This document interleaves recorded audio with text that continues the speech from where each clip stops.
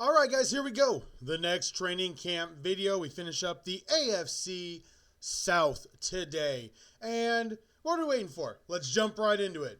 Here we go.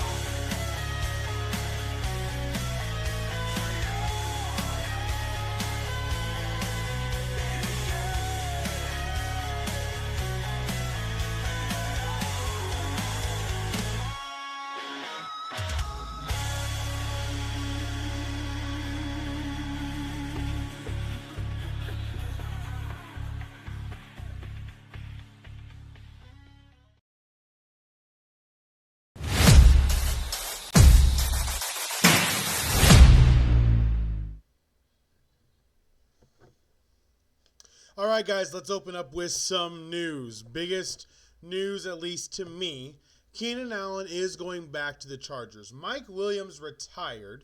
They drafted Trey Harris out of Mississippi. They've got Ladd McConkey, but Keenan Allen returning to the Chargers on a one-year deal. What do I think this does for the Chargers? Well, I think what it really does is it allows Ladd to potentially move into the slot on some three wide receiver sets. I think it actually works really well with what Jim Harbaugh wants to do. They really struggled last year. They don't really have a key third receiver. Allen, I think, really helps the Chargers, mainly in those 3 and 4 wide receiver sets. So excited and happy for him. But that is not what we're here for. We're here for this. The Indianapolis Colts. Now, I will, as many of you know through my shorts, especially through all the Pacers stuff, I am not a homer like I used to be. These guys, on X and everything else that, want to say hi to people that only believe what they believe and all that. Well, that toxicity doesn't work here. That bullcrap can stay out, honestly. The reality is this team has a lot of talent. A lot of talent. But it also has a lot of question marks. And only when you look at the reality, and if you know and you understand football, do you see exactly what could and could not take place this year. This year, very simply, the secondary, for the first time in the longest time that I can remember, is the strength of this defense. No, it is not the defensive line. I don't think Kwity Paye really demands enough respect. I think Buckner is the key. I think Latu, with new defensive coordinator Lou, will have a big multi-sack year. Double-digit sack year. I really think that Latu could really propel in this defensive system. Grove is another year older. He's going to be old reliable. He's, big boy, run stuffer. He's reliable. Paid way too much, but he's reliable. The linebackers are a little bit of a question mark, but Zaire Franklin is a tackling machine. But the way I see it, the secondary is everything. The secondary is everything. Travarius Ward, Nick Cross. Then we got Cam Bynum. Now, like I said when we picked him up, I don't know if he's going to be that in this defense. Brian Flores is able to absolutely confuse offensive plays, confuse the quarterback, make them see ghosts, make them see things that aren't actually there. I don't know if Lou's going to be able to do that. But our secondary is really, really good. It's really, really good. I love what this team has. The weakest position on this team, and I know I've done this before, kicker. Matt Gay did not work out. I have been there in those games. He has hit. I'm not kidding you. Me and my oldest have gone. I've taken my oldest to 2 games. I've taken my wife to 2 games. When my oldest is with me, There have been 3 of Matt Gay's kicks that hit the uprights. 3. It's unbelievable. And kicker needs to be ironed out because this team could be in a dogfight. Their strength of schedule is not bad. It's not bad at all. They're number 25. It's slightly inflated, but not by as much as other teams that we've already looked at. They open up first 6 weeks. New defensive coordinator. We know about the quarterback controversy. We know about the quarterback competition. I'll talk about that in a second. But the first 6 weeks, home against Miami, winnable game if your defense can show up, because the Miami defense is basically non-existent. Just give the ball to Jonathan Taylor, run the ball down their throats. Just don't try to get too cute. Don't get in a shootout with Miami. Denver, a lot harder. Denver is way better. Their defense is a lot more buttoned up, and they're a lot more aware of what they're trying to accomplish. And their offense, they've got the better quarterback. Running back, we'll see. They got the rookie running back, but they've got a better play caller. But we're home. See what happens. On the road against Tennessee, Cam Ward, first division game. At the Rams, that's an L. Home against the Raiders and home against the Cardinals. That's the first 6 weeks. The first 6 weeks, you should go 4-2 minimum. You really should. You should go 4-2. The Rams and the Broncos should be the only losses. If you go 3-3, 2-4, gosh darn, there's questions. And they're right questions. You can't let that schedule go to waste. You can't do it. We close out the year. Bye week is week 11. The Colts close out starting in week 12. Kansas City, Houston, at Jacksonville, at Seattle, 49ers, Jacksonville, Houston. I'm sorry. I don't want to play those 4 division games at the end of the year needing to win. Division games are tough. Regardless of all the trolling that fans do, division games are absolutely tough. You can't rely on those. If you do, you're in a lot of trouble. It can't happen. So the way that everything's going to play out, you got to watch how things will go through. And the first 6 weeks is where you got to jump on everything. Vitally important. The way that the first 6 weeks plays out, you have to be able to take the W's that are there. You have to. I think this team can do it. Now, I'm going to say this, and it's what we've seen true over the last couple years. Why did Justin Fields get a contract with the Jets? Why did Sam Darnold get a contract with the Seahawks? Why did Geno Smith get a contract with the Raiders? Because there is a lot of hope that you can still revive your career. Situation kind of determines everything. Justin Fields, Chicago, you get a pass. Sam Darnold, Jets, you get a pass. Geno Smith, Jets, he got the contract in Seattle. Anthony Richardson's been given everything to be able to make this work. He's in year number 3, and I don't want to hear any baloney about how young he is. Grow up. You're an NFL quarterback. Life ain't fair. 24-year-old executives have to grow up and know how to talk to 45-year-old men in their company. Deal with it. Not going to baby anybody that's making millions of dollars that doesn't want to fully commit themselves. He hasn't worked out with everybody he's supposedly worked out with. All the confirmed reports, Richardson had to be really careful. Because the same thing that the Raiders did to Wilkins, the Colts could have done to Richardson. You've bombed your physical therapy. You didn't meet with people we tried to set up. We're not sure if you're fully committed. Brought in Daniel Jones, and I think it was the best thing. Let me be clear. Richardson has more upside. Richardson has the higher potential. 1,000%. When he was drafted, it was all off of potential. Everything was potential based. It's time to stop having potential and start having production. And everybody wants to go to Daniel Jones stats. Listen, they're the same ones that probably didn't want Darnold with the Vikings and Smith with the Seahawks. They're the same ones that until they start doing good, they're like, oh, no, he's never the answer.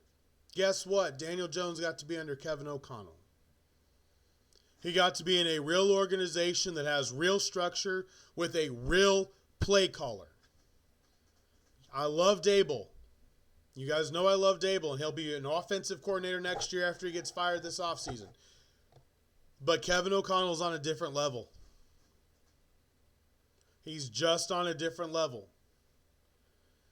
And the plus side with Richardson, big arm, physical runner, hard to take down. Daniel Jones, deceptive runner. He can hit the checkdowns. And I have said this, and everybody that has watched this has acknowledged he's the checkdown master. Guess what? Josh Downs getting the ball in the flat is the same way that the Niners used Deebo Samuel. That worked. The Chiefs used Xavier Worthy. That worked. It's the way the Bills use Khalil Shakir. That works.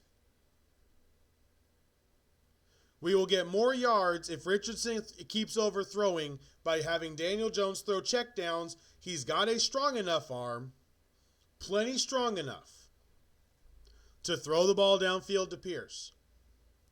I don't care who starts. I want to be very clear. I don't care who starts. I want to win. That secondary, that defense cannot be wasted.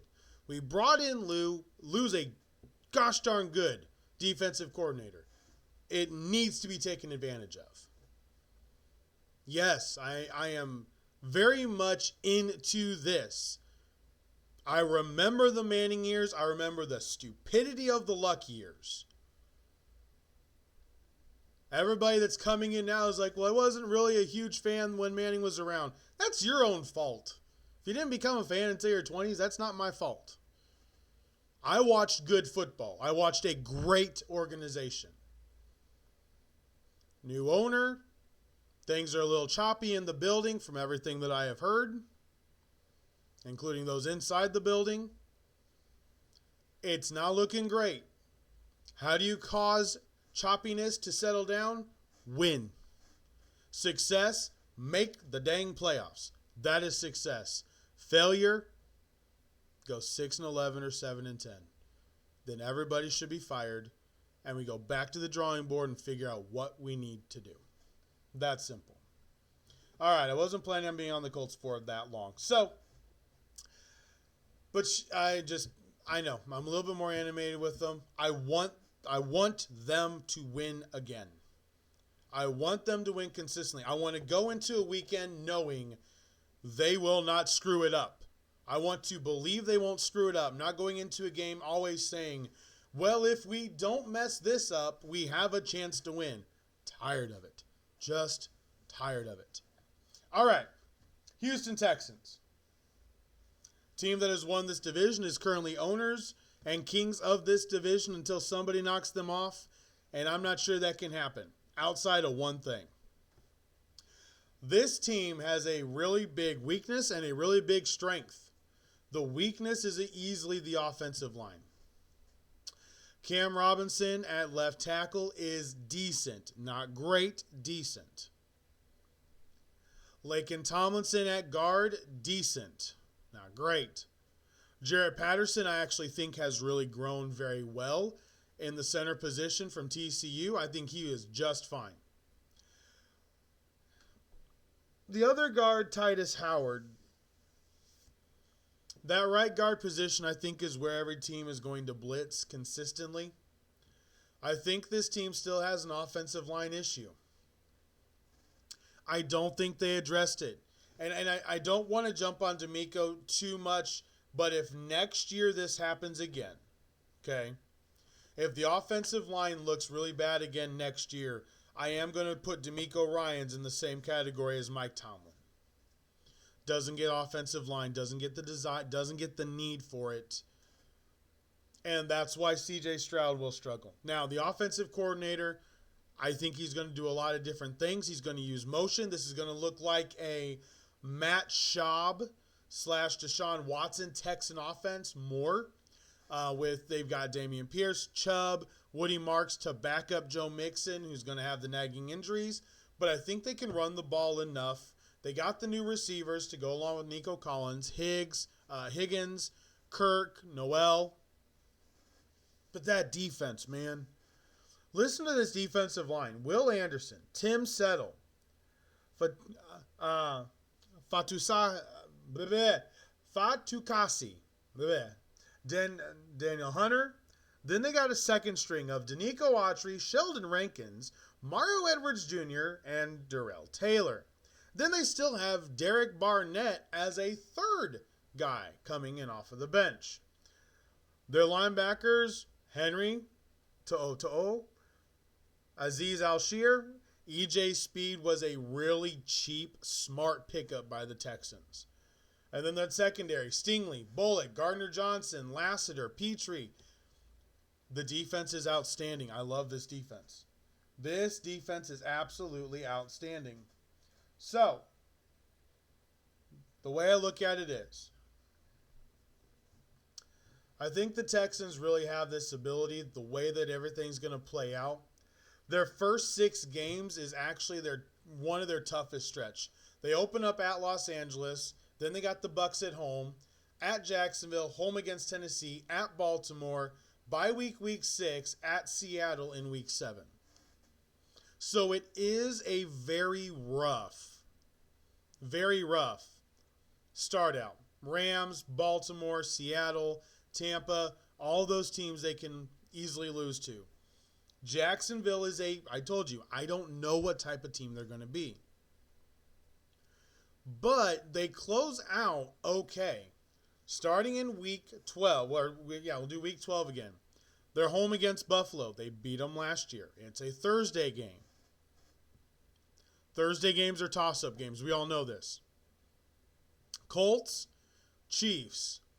Then they have Cardinals, Raiders, Chargers, and Colts to close the year again. Reality is, unless with Daniel Jones, the Colts could maybe split. Maybe. With Richardson, I believe they will split. If Richardson takes that jump, they can split with the Texans. But they do have some W's on here because their defense is just going to be better. I don't believe in San Francisco at all. I don't. San Francisco is not one of the teams I'm looking out for. But everything that plays out, success, win the division. Failure, miss the playoffs. That's it. That is it. Miss the playoffs. I think with the way everything is, this division could either get really, really tight with Jacksonville and Indianapolis finally getting on the upward trajectory, or the Texans are going to own it. One of the two. If Jacksonville falters, that's 2 wins over Jacksonville. You go 4-2, 5-1 in the division, you're winning the division. So, for the Colts, it's make the playoffs is a success. For the Texans, winning the division is the success. Not just making the playoffs. It's not good enough now. You got to keep going. Keep making the playoffs by winning the division. Key, get that home playoff game. If D'Amico Ryans has a 5-year career and he goes 5-5 in the playoffs with 5 division titles, 5 home playoff games, 5 wins at home, 5 losses in the second round, I am never firing him. If that is what he's going to do every year, I get the extra revenue, I get the home game, I get the road game. Do I want to win? Yes. But that's success. It's consistency. And that's what matters. All right. So, final thought. I got this, and it was because of what I was watching. I watched Colin's show today, like I normally do. And he said there was, in the NFL, the predictability is starting to get really, really bad. There's not as much questioning who's going to be good and who's not. And he said, there was a couple different reasons, so I'm not going to misquote him. But I want to throw this out there, and I even commented on the YouTube video. Here's what's happened. Over the last 5 years, we have seen general managers really learn how to manipulate the salary cap.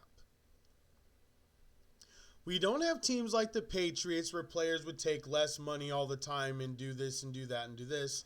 Although we do have some, the Bills, Josh Allen takes less, Mahomes takes less. They rather win than get a bunch of money and then, not ever be around for the big games in the playoffs. So there is that. They're smart. All your divas are trying to get a bunch of money, and it doesn't do anybody good. The Cowboys have been horrible for a while now. They got a bunch of people. They got, potentially, depending on Parsons, but they have two of the top paid position players in Prescott and Lamb, and they don't have money for everybody else. As we've gotten into this, the Rams, Les Snead and Sean McVay, Andy Reid, Brett Veach, Howie Roseman's always been good. Jeff Lurie, Philadelphia's organization has always been fantastic. Tampa Bay learned through Tom Brady. Jason Lighton really, really, really figured out how to do this. The Bills are learning. They still make some interesting moves, but they're learning. The Texans are learning. The Broncos have figured it out. The Chargers are going to do this. You can build these teams and build them without killing yourself. You can build these teams for the future and set these contracts up where it doesn't burn you. That's the new way of doing things. Prime example, Broncos with Sean Payton. Russell Wilson gets pushed out because he doesn't want to follow the playbook, doesn't want to follow the play, doesn't want to just make the throw Payton tells him to. He brings in Bo Nix. What happens? Oh, they make the playoffs with a bunch of dead cap money. Washington gets a brand new organization, a completely new lease on life. They make the playoffs. They upset the number 1 seed and make the NFC Championship game.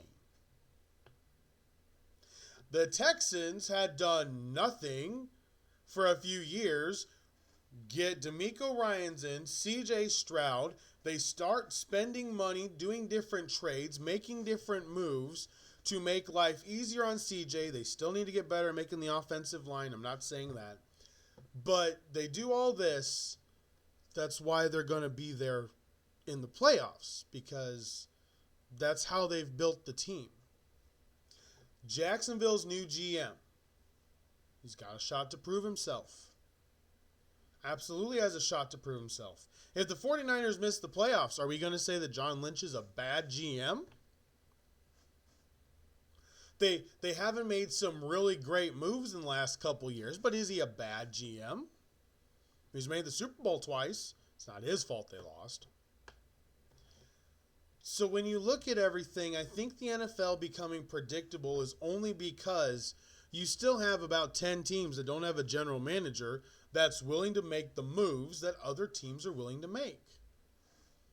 They're not willing to upset the cart and move quick enough and pivot when they need to. But then on the other hand, the Rams locked up Kyren Williams with a 3-year extension today.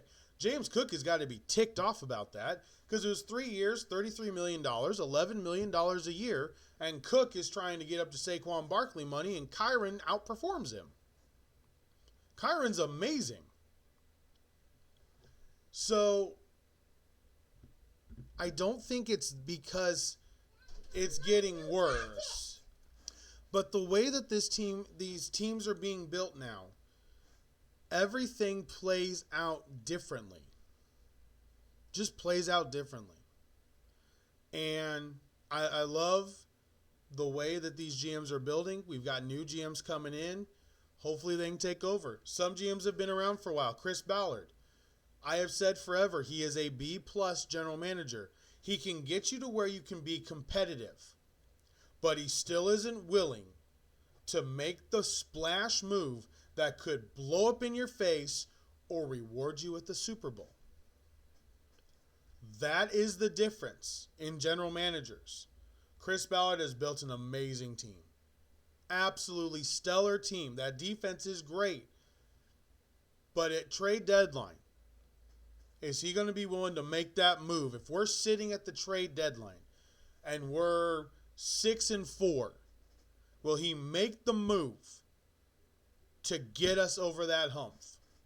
Is he going to make the move that could fail completely, but have the guts to take that chance? Other GMs have. They've been rewarded. And that's the difference. And that's it for this one, guys. All right, Tuesday night. We have got, let's see, less than 3 weeks. Less than 3 weeks till we go live. Cannot wait for this. Cannot wait for this at all. All right, guys, that is going to be it for me. Have an absolutely fantastic rest of your evening. Make it the best Wednesday that you can tomorrow. And I will see you guys tomorrow night. For Sports Talk with Hawk, I am Hawk, and I'm out. Have an absolutely fantastic evening.